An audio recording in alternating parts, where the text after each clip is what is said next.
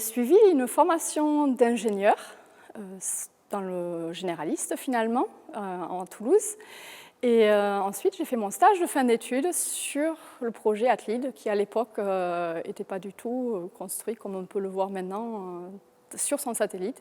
C'était des petits bouts, et donc ça m'a donné envie de continuer dans le spatial. Et effectivement, Athlide m'a suivi, ou j'ai suivi Athlide tout le long de ma carrière finalement. Airbus Defence and Space Toulouse a construit la partie instrument Athlide. Par contre, Airbus Defence and Space, donc Friedrichshafen, en Allemagne, est le prime du satellite, donc qui est responsable de Earthcare, du satellite complet. Et donc à Toulouse, on a fait une petite partie, enfin pas si petite que ça, parce que ça prend quand même un petit peu de place dans le satellite, donc qui est l'instrument LIDAR atmosphérique Athlide.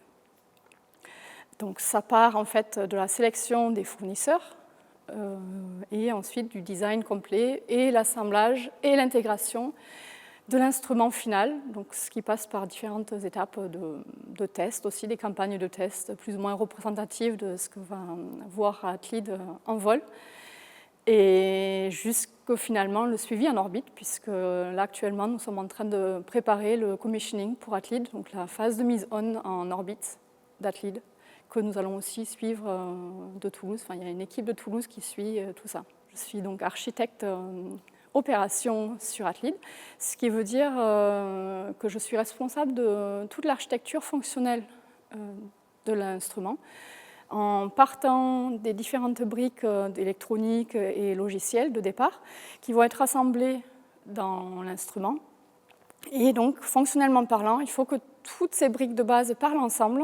Et aux opérations, on est garant de cette communication entre équipements pour ensuite garantir l'opérabilité en vol de l'instrument avec des séquences qui ont été testées au sol et qui vont être utilisées en vol avec des commandes qui sont envoyées, une séquence de commandes qui va être envoyée et des télémesures qui descendent au sol et qui sont ensuite exploitées et tout ça. Et au côté opération, on garantit la fonctionnalité pour permettre ensuite à l'instrument et au satellite entier d'arriver à faire sa mission, d'accomplir sa mission jusqu'au bout scientifique et permettre d'arriver à faire les profils des nuages, donc les profils atmosphériques des nuages du coup.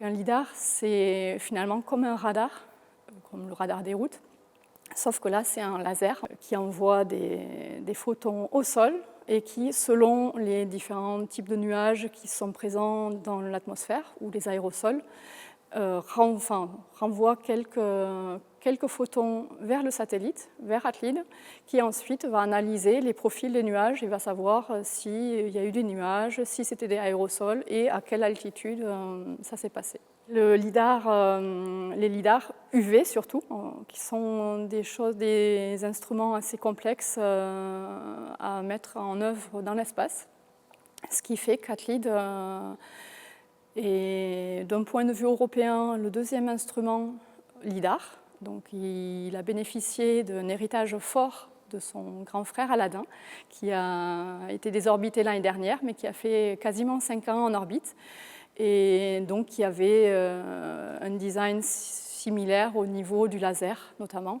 même si l'utilisation ensuite était un peu différente. Donc, Airbus Defence and Space Toulouse bénéficie de cet héritage fort d'Aladdin, qui a très bien fonctionné en orbite et qui a montré qu'on savait fabriquer un lidar UV, ce qui n'est pas facile. Et du coup, ça a permis d'avoir quelques records battus grâce à Aladdin.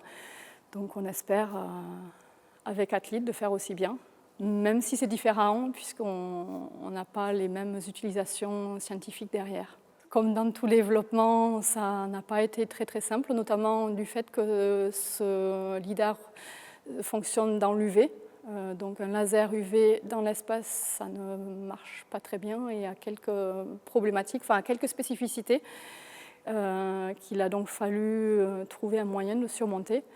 Après, d'un point de vue fonctionnel et opérationnel, finalement, il y a eu des moments plus ou moins faciles, puisqu'il s'agit d'avoir un logiciel qui fait communiquer les différentes électroniques entre elles, qui communique aussi avec le satellite et le sol. Donc forcément, il y a toujours eu quelques petites difficultés, mais qu'on a réussi à surmonter grâce à un esprit d'équipe vraiment très fort. Le commissioning d'Athlete va consister dans le fait d'allumer Athlete et de l'amener dans son état fonctionnel et dans lequel il va permettre d'accomplir sa mission scientifique, qui est donc de scanner le profil des nuages et des aérosols pendant toute sa durée de vie, et on l'espère encore plus longtemps. Donc, ce qui va arriver au tout début, d'ici une dizaine de jours, une fois que le commissioning de la plateforme va être terminé et que le satellite est fonctionnel, on va commencer à allumer Athlete et petit à petit, donc attendre, il y a des stabilisations thermiques, il y a différents métiers qui sont impliqués là-dedans, puisque au début, il faut l'allumer, donc il y a forcément la thermique.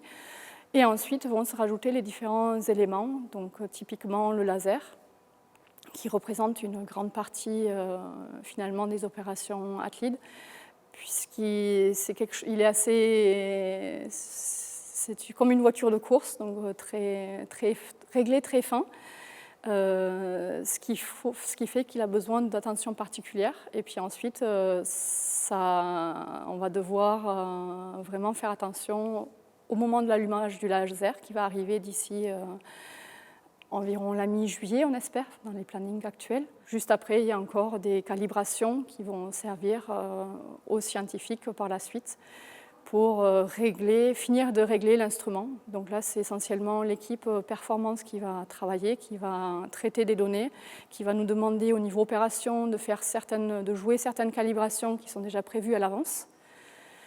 Et une fois qu'ils ont post-traité ces données, vont nous permettre de réinjecter de nouveaux set points dans l'instrument pour qu'il fonctionne exactement comme attendu, en donnant les performances attendues.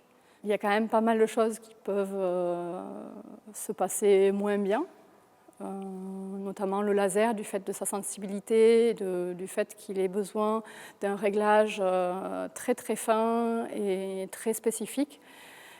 Ça va représenter une activité vraiment cruciale pour nous.